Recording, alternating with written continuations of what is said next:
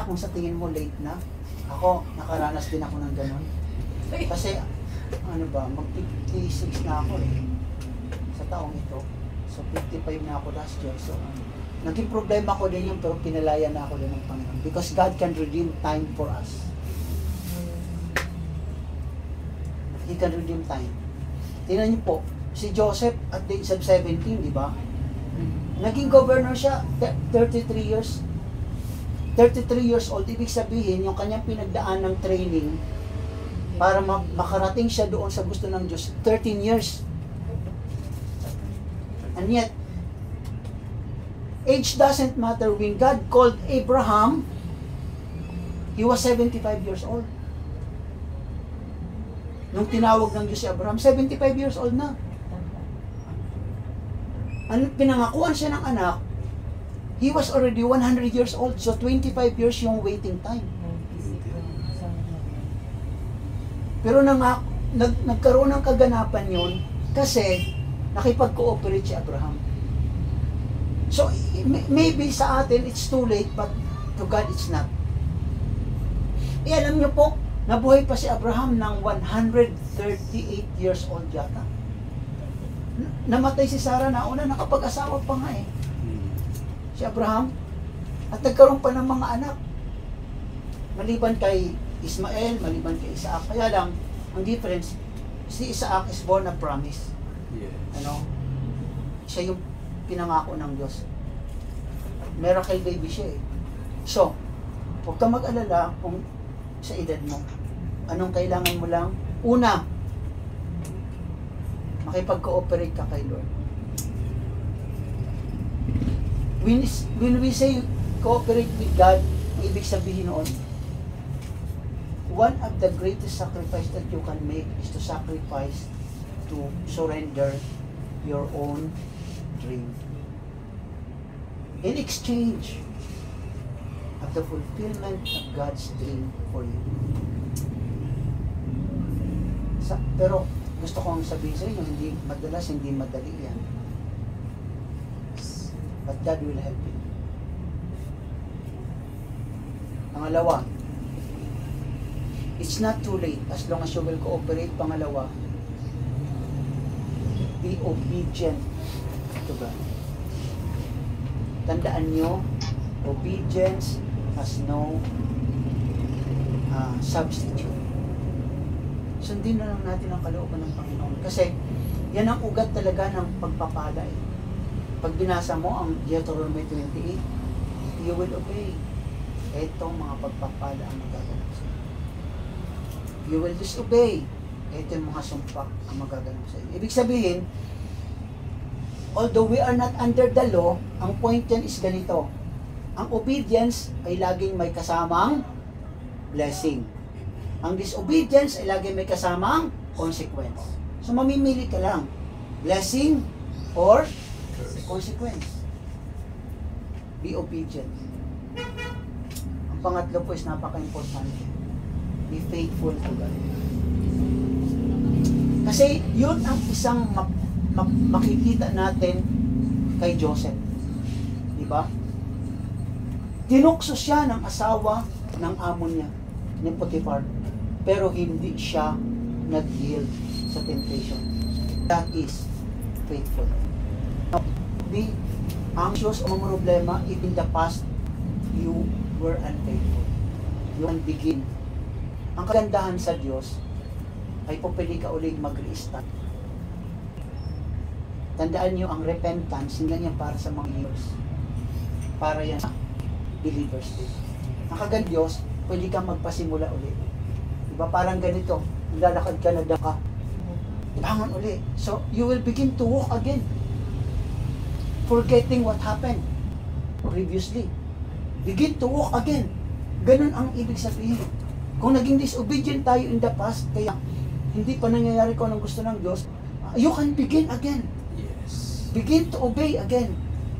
Kung naging unfaithful tayo in the past, don't worry about it. Kunan mo yun. Magpasimula ka uli. Yun ang kagandahan sa Diyos. Walang katapusan. Hanggat nabubuhay tayo, katapusan ang pagbibigay niya sa atin ng chance. Yung chance na yan, nag-i-end lang yan pag namatay na tayo. No more chance. Kasi yung kay Lazarus ang mayaman, hindi na nagkaroon ng chance yung mayaman, di ba? So ang chances natin nandito, do not worry. Kung gusto mo, make a trade in today. Di ba? Yan ang offer ng ibang mga cellphone manufacturers eh. Great. Di ba? Pag, let's say, ang Samsung ang cellphone mo, mag-release sila ng bago. Gusto mo ng bago? Trade in mo kung anong mayroon ka.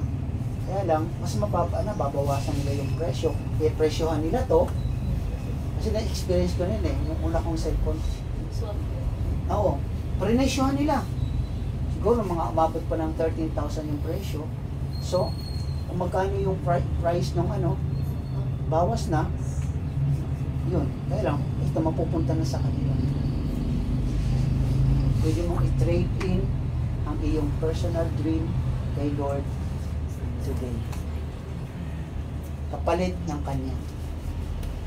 If you will do that, then God will begin to make a move. Dati ikaw lang ang nagmo-move. What about allowing God to make a move for you? Okay? Ang una doon is cooperate. Diba? It means you trust the Lord. Pangalawa, be obedient. Pangatlo, be faithful. So, hindi ko po alam kayo kung mayroon kayong mga frustration sa buhay. Siguro yan ay kasi hindi pa natutupad kung ano talagang gusto ng Diyos. At nahihirapan kayo kasi kahit anong gawin nyo, parang hindi nangyayari ko anong gusto ko. Kasi ganun talaga pag sarili lang natin. But what about God's dream for you? Okay po? So, just close your eyes, bow your heads, just remain sitting or seated. Sa totoo po, hindi ko kayo kilala, pero ang Diyos kilala kayo. Kung sa tingin nyo po, may gusto si Lord para sa inyo, o maaari nyo don't understand, it's fine if you don't understand.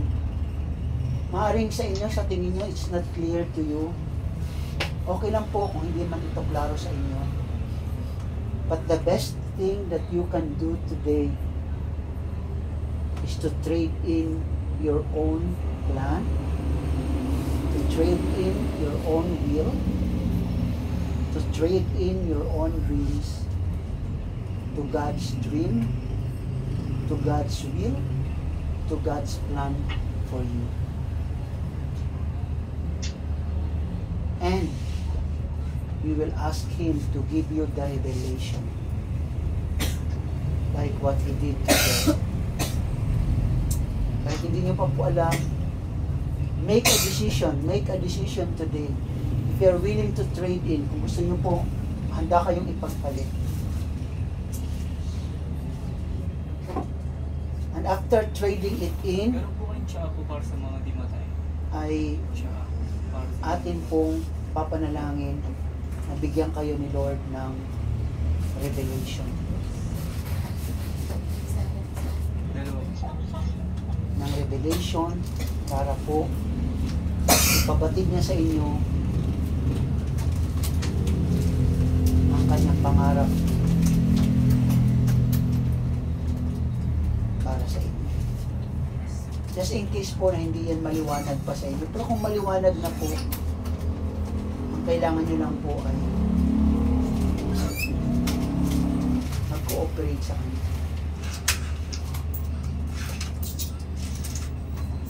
Panginoon, sa mga oras po ito, lahat po ng narito na nakikipag-trade in sa inyo. Sa kanila pong mga personal na pangarap, personal dream, sa kanila pong mga personal plan, kapalit ng inyo pong plano, ng inyo pong pangarap at kalooban para sa kanila. Father God, we come to you in the name of the Lord Jesus, and we pray for the revelation. Give them, Father, the revelation. Give them the revelation. Unfold to them your dreams. Unfold to them your plan. for them. Give them the revelation of your will, of your dream and your plan for them.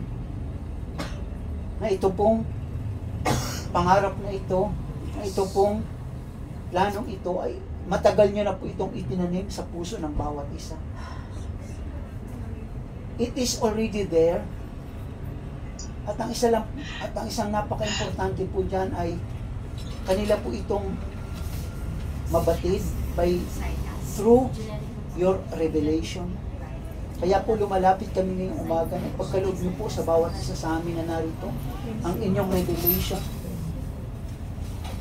so that we will begin to cooperate with you. At ipagkaloob niyo po sa amin ang extra measure of your grace na maging obedient kami sa inyo at maging tapat kami sa inyo, magkaroon kami ng loyal heart to you, Lord God. Nagpapasalamat kami sapagkat naniniwala kami, pinakita niyo sa amin ngayong umaga, age doesn't matter. What matter is our trust in you, our cooperation, our obedience, our faithfulness, because we believe it's never too late. Age doesn't matter. What matters is you can redeem this time that has been wasted.